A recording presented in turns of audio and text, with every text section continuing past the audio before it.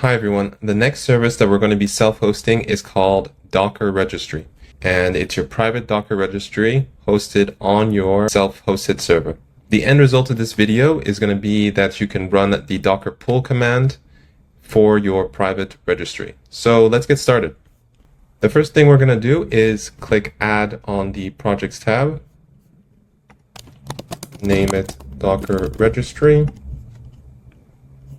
Select the production environment, click on Add a new resource, and then start searching Docker Registry. Select your server, and we are almost ready. So I'm just going to shorten the service name, hit save, and do the same with the domain name. Hit save, and just before we deploy, let's hit edit on the compose file so you can see what it is that we're going to be deploying. So there's a couple of environment variables which we can ignore.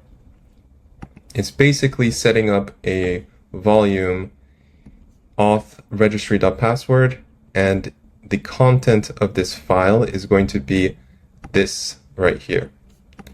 So this is going to be the username that we're going to use to log in to our Docker registry. And this is a hash of the password. It's not the password itself. The password is test password. That's just the default password that this comes with. And so let's go ahead and hit deploy. So now the containers have started. Let's hit refresh, although we don't need to actually.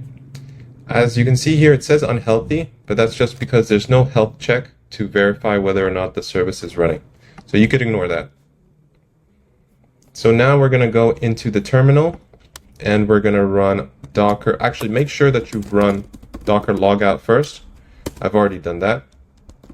And then we're going to hit Docker login, and we're going to type in the domain name here. You can exclude the :5000 here because this domain's already going to be mapped to the 5000 port.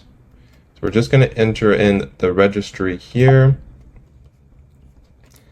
and we're going to do -u test user. That's going to be the user we're logging in with, and then enter in the password, which is going to be test password. You ideally don't want to, you shouldn't be using the -p parameter, but I'm just using it here just so you can visually see what the password is. But you really should not be doing that. It's considered unsafe, and we get a warning here. And as you can see, our login succeeded. So now the next step is going to be, first of all, we're going to check what images that we have. So I've already built an image from an open source project that I created.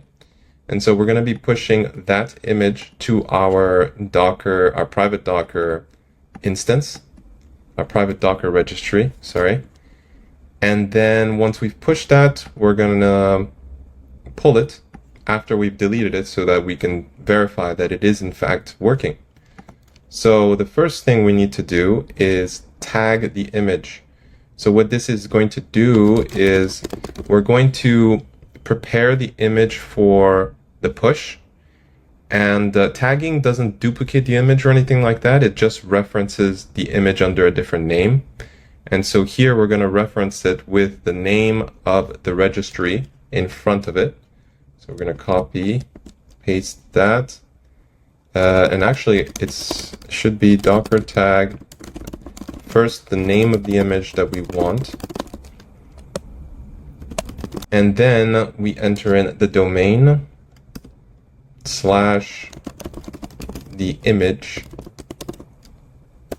so the image name.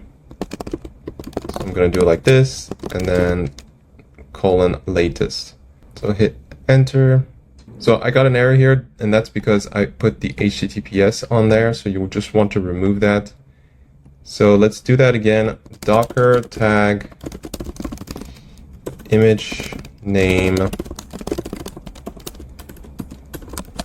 :latest, and then we're just going to copy this section this time and it works.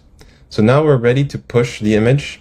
And so to do that, we're going to do Docker push registry, and we just wait a couple of minutes, and there you go. The command finished running.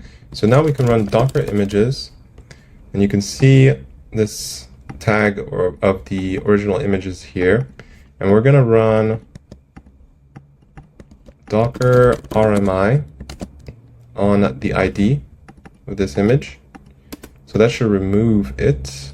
It says here that the image is referenced in multiple repositories.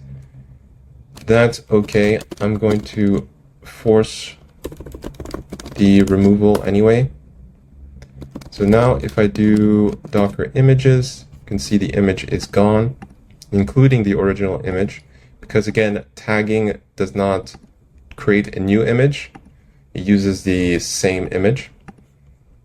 And so now we are going to do Docker pull that same image.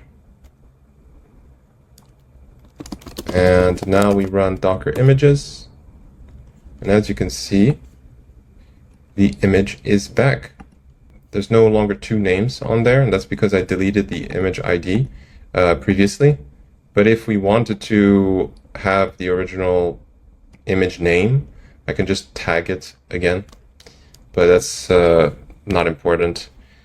And so that's going to be it. We've demonstrated that you can push and pull to Docker to our private Docker registry. And so that's going to be it for this video. And I will see you in the next one.